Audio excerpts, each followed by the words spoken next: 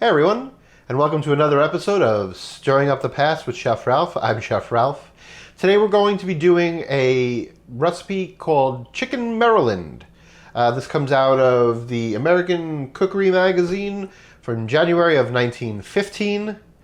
What this is, in my opinion, is Maryland's version of fried chicken. It's fried chicken. It's in the oven. It's baked, but it's using an interesting technique where you baste the chicken with a mix of butter and water.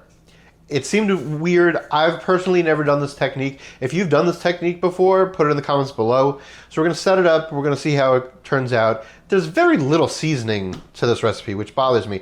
There's very little seasoning into most of these. If you're just joining us, in this series, I've bought this series of magazines from the Boston Cooking School. They range anywhere from 1915 to 1917.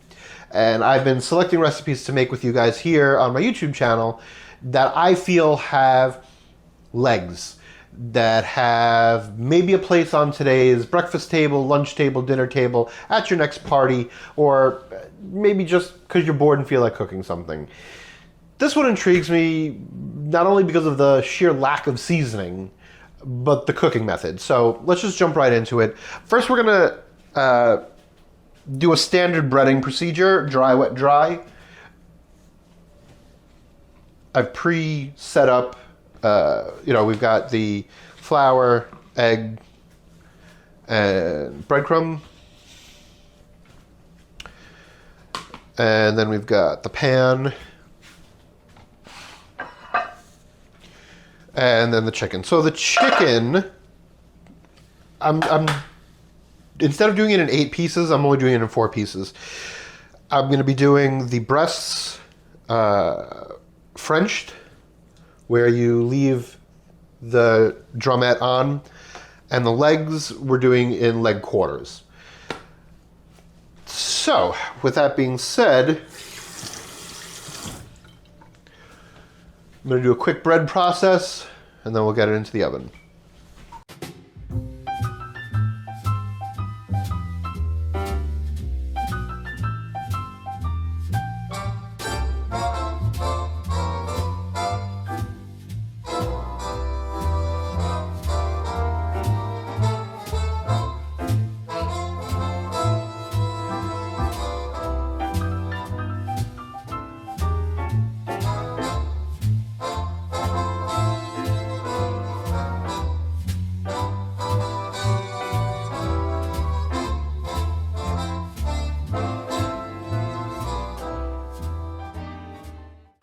All right, let's get it into a 425 degree oven, and it says to baste it every 5 minutes.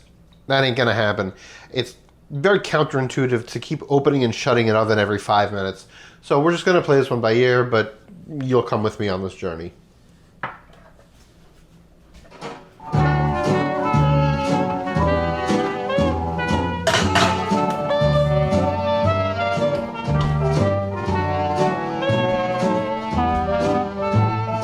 While we're basting. I am strolling along, just minding my business, humming a song. I'm happy by myself, not a care in the world. This is a life, just me, myself, and I. I am watching the clouds up in the sky, all but laughing out loud. I'm telling you why I'm living the life, just me, myself, and I used to think that life was cold and lonely. All right, folks, our Chicken Maryland should just about be done. As you can see, the basting process, I feel like if it was basted in something other than just water and butter, it would do something a little different. So let's just grab it out of the oven and we'll get a dive into it.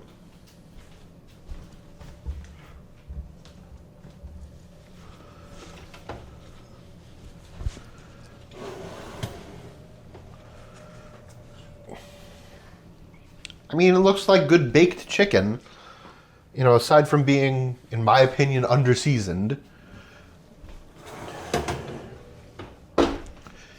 it's nice and brown. Let's get a... Let's see if you can see how it sounds.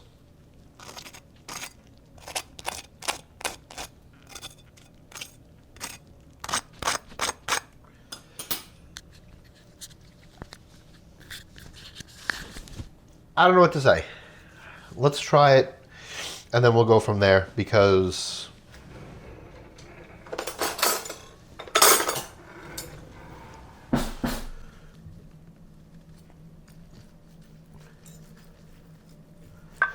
yeah, like it's flaking off.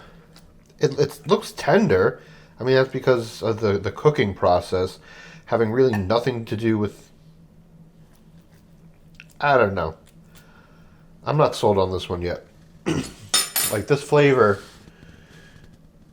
this has got to be some crazy top-notch flavor.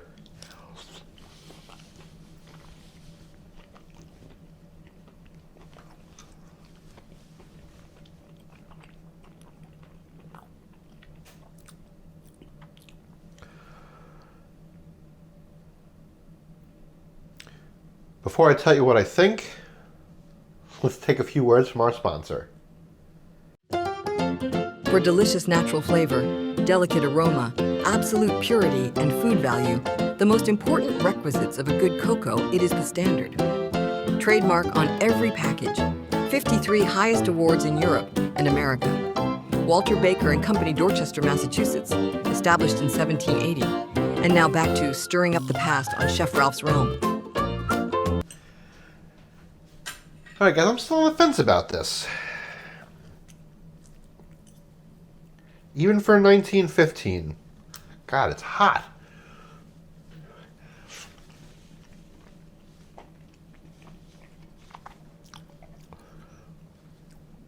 If this is the answer to fried chicken, a southern style deep fry, I mean, this is not even fried. I mean, you know, can you consider it fried with the butter?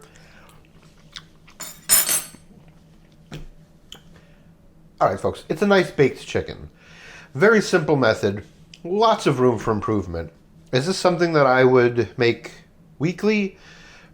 If there wasn't seasoning at the dollar store, probably. I don't, yeah.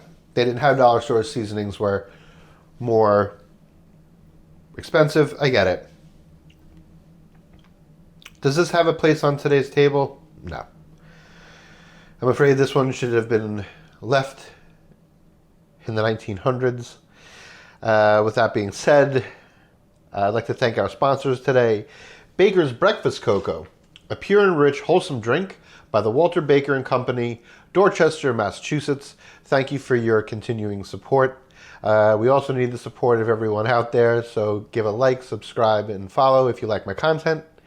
Hope to see you soon. Bye-bye.